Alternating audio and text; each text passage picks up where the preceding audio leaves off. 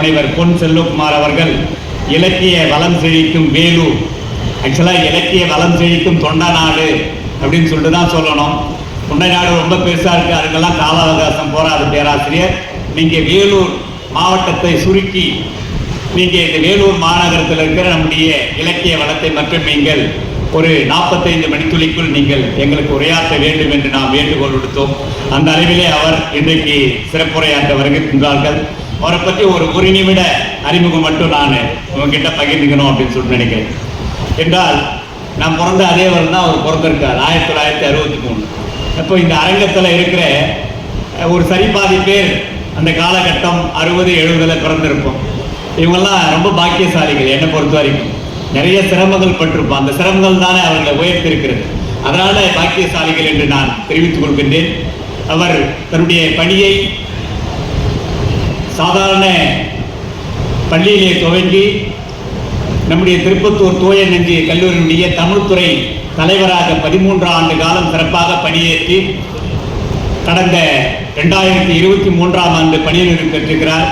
பாருங்க, பள்ளியில சித்தார்த்தா தான் அதுதான் முதலாக நம்முடைய மாவட்டத்தில் ஒருங்கிணைந்த வடார்காடு அம்பேத்கர் முதல் சிபிஎஸ்இ பள்ளியை சித்தார்த்தா சீனியர் செகண்டரி ஸ்கூல் தான். முன்னாள் எம்பி அவர்கள் துவக்கி வந்த அந்த பள்ளி மாணவர்கள் என்ன சீருடை அணிகிறார்களோ அதே சீருடையை அவர் அணிந்து முன்னுதாரணமாக திகழ்ந்தார். அதான் சிறப்பு.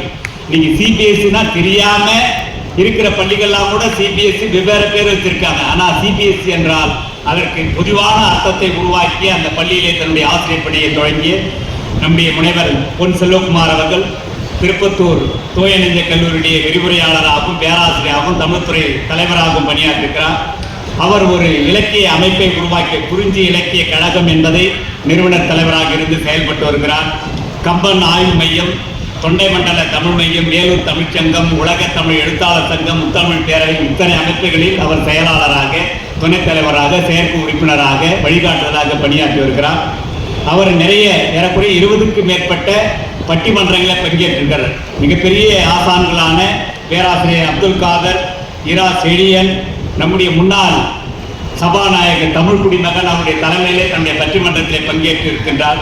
அது மட்டுமில்லாமல் கவியரங்கள் 30க்கும் மேற்பட்ட கவியரங்களிலே பங்கேற்றிருக்கின்றார். 25க்கும் மேற்பட்ட கவி அரங்குகளிலே பங்கேற்றிருக்கிறார். எம்பில் ஆய்வு கட்டுரைகள் 30க்கும் மேற்பட்ட மாணவர்களுக்கு எம்பில் ஆய்வு முடிப்பதற்கு வழிகாட்டி ஆசிரியராக பணியாற்றுகிறார். பிஹெச்டி மாணவர்களுக்கு 10க்கும் மேற்பட்ட மாணவர்களுக்கு வழிகாட்டியாக 3 பேரை அதில் முடிச்சுட்டாங்க. 3 பிஹெச்டி மாணவர்கள் முடித்திருக்கிறாங்க. அவர் வெளிச்ச விதைகள், நிலவுக்கு ஒரு மடல் என்கின்ற கவிதை தொகுப்பை எழுதி வெளியிட்டிருக்கிறார். சிறுகதை தொகுப்பு கடந்த ஆண்டு நாம் இதே புத்தக திருவிழாவிலே அவருடைய புத்தகத்தை சிறுகதை தொகுப்பை நாம் வெளியிட்டோம். அந்த தொகுப்பு பாடம் தேவை என்கின்ற தொகுப்பாக வெளியிட்டிருக்கின்றோம். இந்த சிறப்புகளை தாங்கிய நம்முடைய பேராசிரியர் முனைவர், என்னுடைய அன்பு நண்பர், தோழர், இந்த வேலூர் மாவட்டத்தில் உள்ள தமிழகத்தில் இருக்கின்ற எல்லா சமூக அமைப்புகளிலும் கலை இலக்கிய அமைப்புகளிலும் அவருடைய பங்களிப்பு இருந்து வருகிறது. கடந்த புத்தக ஆண்டில் கூட நாம் மாவட்ட நிர்வாகத்தின் சார்பிலும் வேலூர் எழுத்து இலக்கியங்களுடைய சார்பில் அவர் கொண்டோம்.